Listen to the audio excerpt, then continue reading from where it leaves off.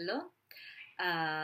Today we are going to discuss utilitarianism and pragmatism. These are the two last big schools in ethics that we are going to discuss for this class, for this course on psychology and ethics. Utilitarianism is a school, an ethical stance that we already discussed when we mentioned consequentialism. Utilitarianism, in fact, is that ethical position that can be considered as belonging to consequentialism and normative ethics. Remember, there was this big box, this big category that we called normative ethics, and inside this box there was the school consequentialism that was based on the study of or the consideration, the concern about the consequences of an action as morally good or wrong. And utilitarianism is a specific school that can be considered as belonging to this one. Utilitarianism, differently from the ontological ethics or virtue ethics, is concerned about the effects of what we do, while the ontological ethics is grounded on the deon, as I was saying last lesson, so on the duty, on the necessity that moves the person to act in a certain way, and while the ontological ethics tries to find a principle that is as universal as possible, utilitarianism is considers something as morally right or wrong if it conforms a given principle, and if this given principle produces effects that are positive to the largest number of people. So utilitarianism is concerned on the study of the effects of a given action on the basis of the action itself and the effects that this action can have. So, for example, we might consider good the act of killing if we are killing Hitler. Because in this way Hitler will not damage other people, and we might consider the effects of this action as positive. Also, if the intention is not the intention that moves us to that action is not the intention of killing, getting a revenge on this person, but in fact helping people that are in pain because of him, then this action might be considered good. This is the big difference between utilitarian position and the ontological one. Because the utilitarian position would consider correct lying, for example, if this lie is going to produce some kind of positive influence on the person we are lying to, while according to Kant, a lie is always a lie, so it's always wrong because it will always prevent a person from knowing the truth. So there are things that will be always wrong, independently of the effects that they are going to have on people. Utilitarian position considers instead good what is useful for a group of people, for the agent, for those who are affected by something that we did, and for the future generations. This is something that Jonas discussed in the 70s and somehow intersects with utilitarianism, because in his ethical considerations he emphasized the importance of not only the present or the immediate foreseeable consequences of our actions, but also how these actions are going to affect future generations. And this, of course, opened up the ethical debate to environmental issues, technological issues, bioethical concerns, and so on. Of course, the ethical field is huge and impossible to explore, so now we can just limit ourselves to hint at different ethical positions. Two of the basic representatives of utilitarianism are Bentham and Mill.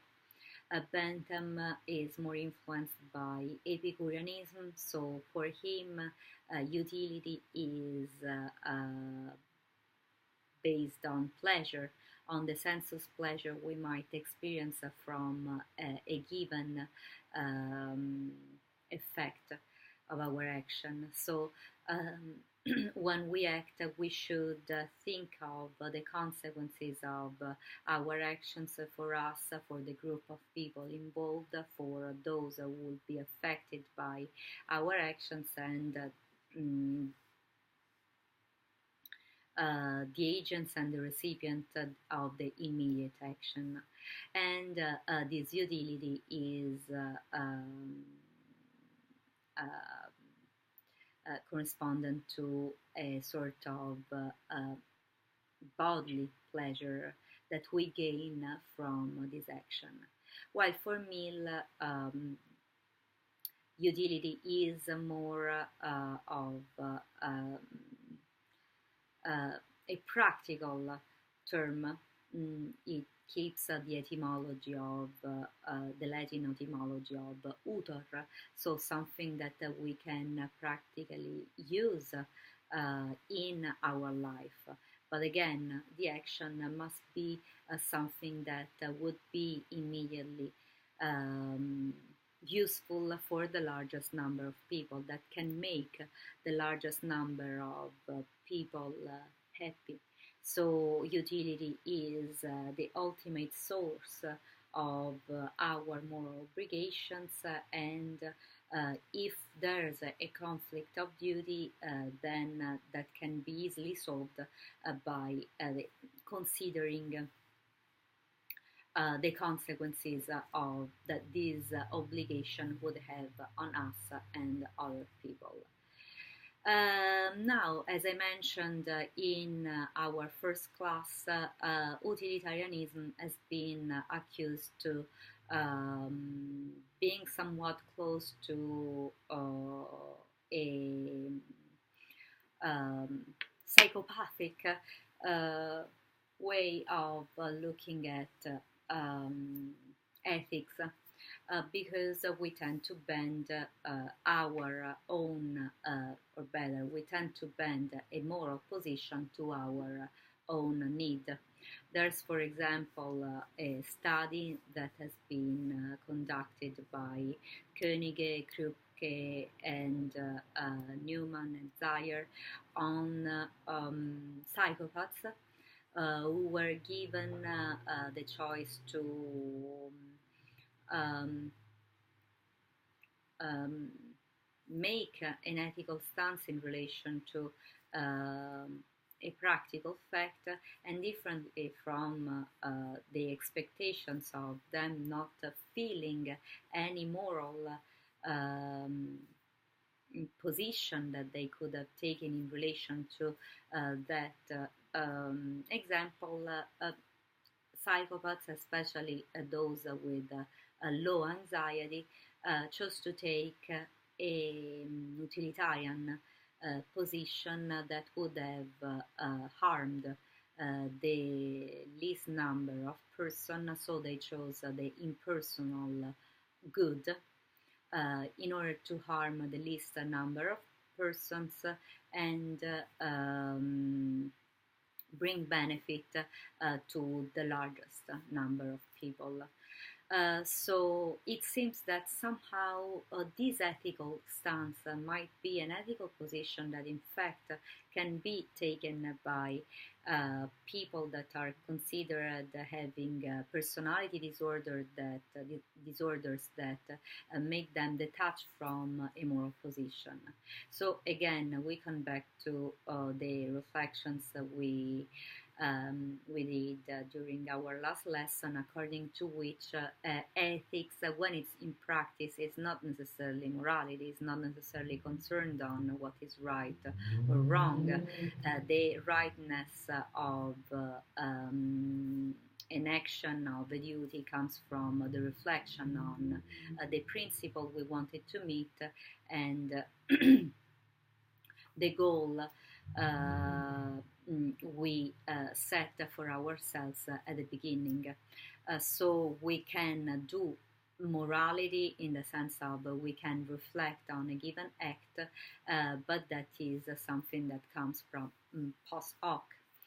And again, we can see here how the psychological reflection, investigation is present in the ethical school, both in the foundation of it, because certainly people who worked on the ethical, on a given ethical theory, were human beings with their lived experiences, and so they might have been influenced to choose an ethical stance instead of another and build an ethical theory instead of another on the basis of their lived experience.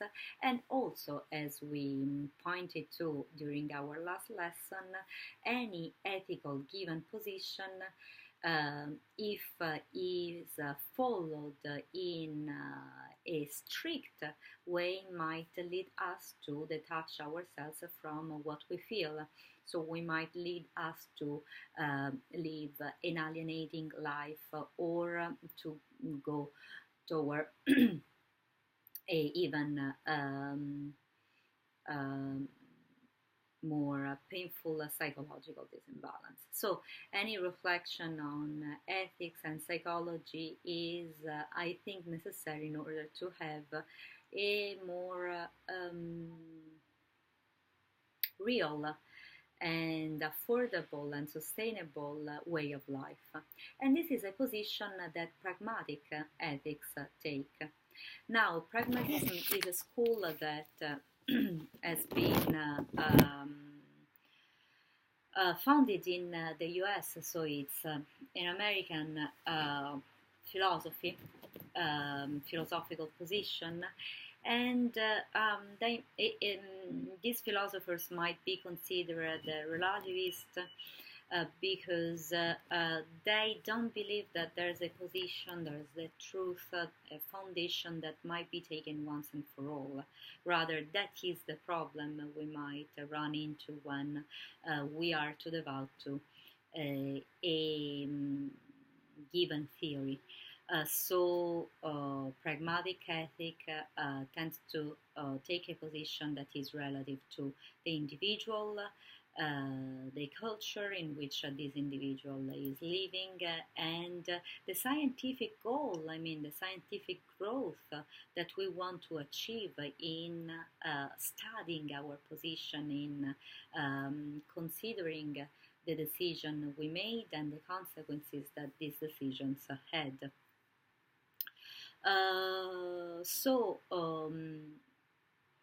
Pragmatic ethics decides to approach not the theory but the method. According to them, ethics is not a theory. At best, it can be a method with which we can adjust time by time our approach to life. Again, we come back to what Julian said about ethics being a technical view, differently from morality as a theorein beyond, while technique means a technology. It's a way in which we practically tend to live better. Theorein means observing. So morality involves our observation of life, while ethics involves our way to make this life work in a practical way.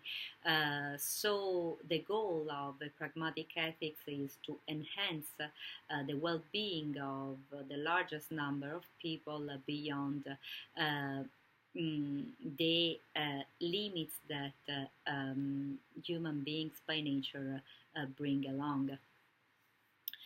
So pragmatic ethics focuses on society and trying to find a criterion to revise the approaches, the previous approaches that had been used. So it focuses on society and we might say on history. Because it tries to improve the previous lacks that characterized our life. One of the best representatives of this position is Dewey, who observed the rearing of children and their development. And he arrived at the conclusion that there is no ultimate principle, and believing that there is would lead to a sort of a moral and sentimental immaturity. If we were devout to one principle, to one ethical position, then it means that we would be blind to the errors and the mistakes and shortcomings that that position would have involved. For example, Aristotle, he was a theoretician of slavery. In his beautiful book on the Nicomachean Ethics that we cited in the other lessons, he defended slavery as a way in which society and nature finds its balance. And also, he wrote terrible things about women and somewhat about children too, wondering whether they were thinking subjects, they had dreams and so on. So what can you do? That's the society they were living in. They discovered the scientific discoveries they made at that time, the observation they managed to have, the biases they had. This doesn't mean that we reject all that Aristotle said or wrote. Certainly, we need to observe the shortcomings. So, according to Dewey, it would be a nonsense to stick to a principle, an ethical position in a devout and super loyal way, because that would mean that we would be blind to the improvements that that position can be subjected to. So, according to him, every principle is a principle that should be put in practice. A principle is true when it can be tested in real life and can be observed in the consequences that it entails. So, according to him, our life, according to his observation of children, our life is basically moved by activity. And here we come back to what Aristotle said in his psychology, in his On the Soul, in his beautiful book On the Soul, according to which the first principle of life is movement. So we move, and according to Dewey, we are not moved by desire. Orexis, Aristotle would have said, is not the first principle of our movement. It's more close to what Stoics said. Basically, we react to ormai, to impulses that impinge upon us and move us to a certain reaction. So children are moved by a sheer impulse. Then this impulse produces an activity that shapes what we are, because our parents decides to pay attention more to an activity rather than another, to stop one way of um, reacting to something, and encourage another one. So our habits, which are, as Aristotle was saying, what we repeatedly do, which are an answer to our reactions to life, are going to be our virtues, are going to say what we are. So, Dewey's suggestion in ethics is to be aware of exploring the emotional texture, the emotional content that is present in our judgments.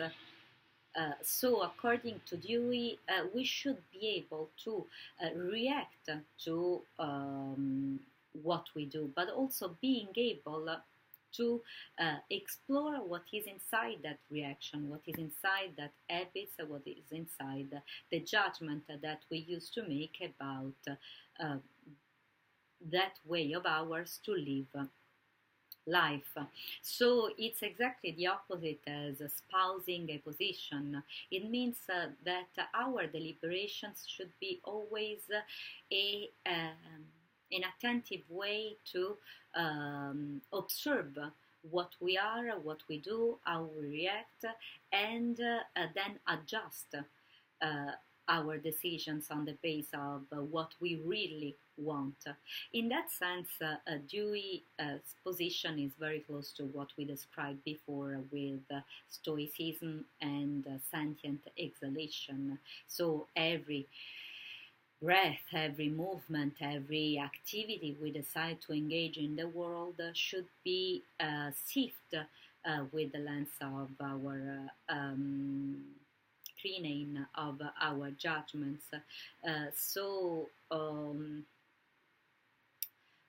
In that sense, our practical judgment is or should be always creative and transformative, because through our judgment we should be able to check what is inside our lived experience and generate from that our path.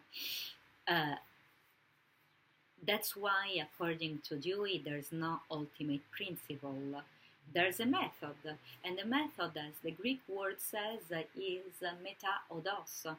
So it's a path that we decide to take through life, and this path goes in a direction that is always unpredictable. We can see what's next, but with difficulty we can see the end, or we know beforehand where this path is going if we never took them or anyone else took it. So in that sense, Dewey takes a stance that is against consequentialism. He says that it's impossible to foresee the ends and even the means, the consequences of our actions, because every judgment is transformative and creative.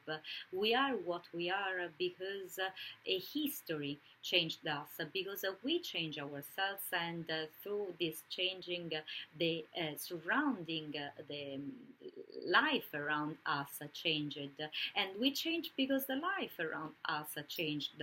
So there's a sort of recursive spiral that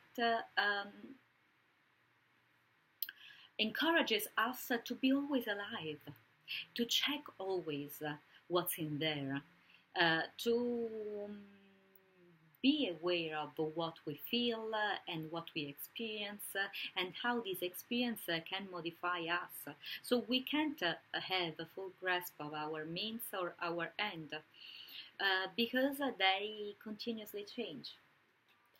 That being said, according to pragmatic ethics, each ethical position, its ethical school, has shadows and lights. So, for example, virtue ethics certainly encourages us to be responsive about what we do, because we always receive feedbacks, praises, and blames about our character, and on the basis of these praises and judgments, we shape ourselves. So certainly we need to be always aware or responsive of to what we do, what we are.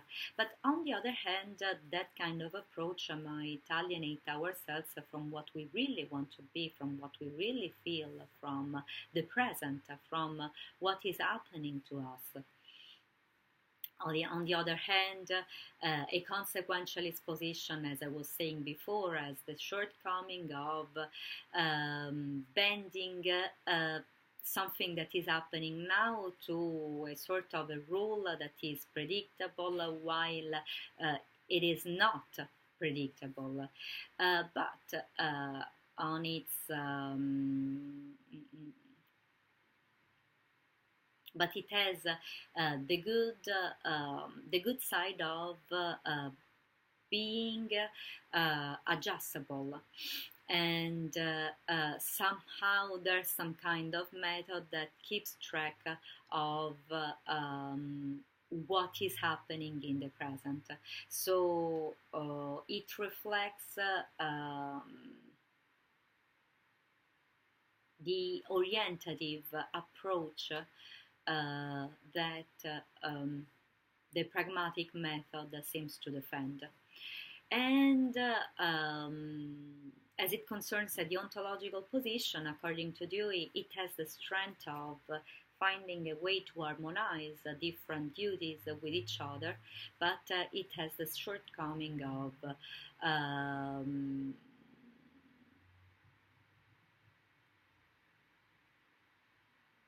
discussing a principle once and for all.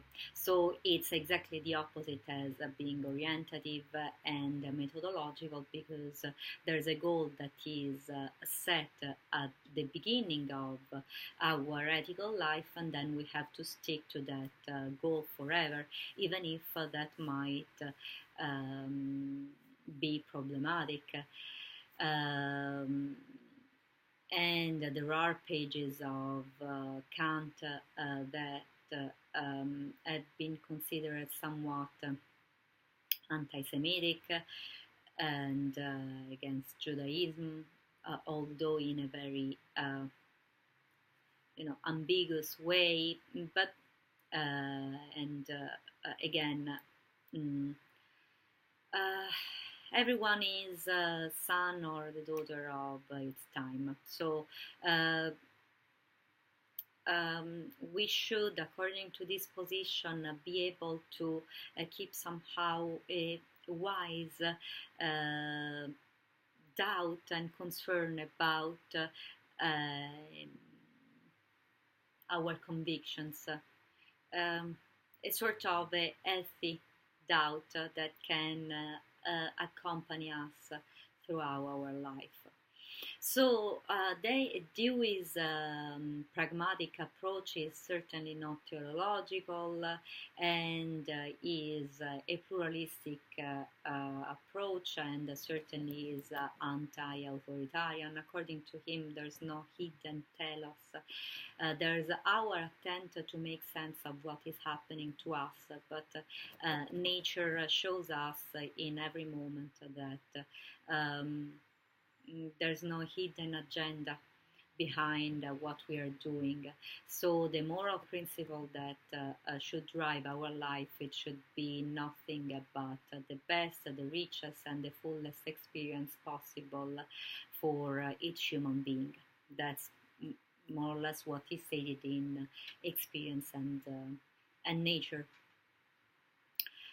So the best way to live should be an ethical life, to conduct an ethical life should be being somehow inquisitive persons, being aware of the consequences of the principles that we decide to adopt, because of course we need a principle, we need to take an ethical stance that can orient our actions, but at the same time we should be able to track the consequences of these actions. So that's why on a social political point of view he encouraged politics to and these major institutions to share the outcomes of ethical positions that had been previously taken in order to see the lights and the shadows of this position. And he, in line with Hume and Shakespeare,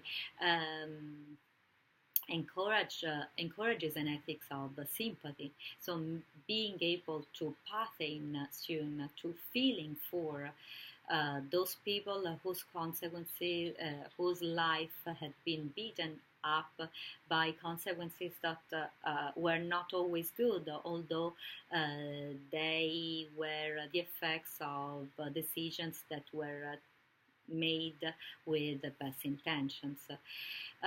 So it's a sort of collectivistic feelings of sympathy that we should um, take into consideration for ourselves and others. Unamuno was talking about keeping alive the sense of tragedy. Nussbaum to thinking that something terrible can happen even if you are a good person, and your life might change for that. So keeping alive that sense of community, of fraternity, sorority, that make ourselves indispensable for each other. So I hope you enjoyed these lessons. I certainly enjoyed sharing with you what I understood from my studying, and keep thinking. If you have questions about what I said, you can always write to me at susie.ferrarello@gmail.com, and have a good life. Bye.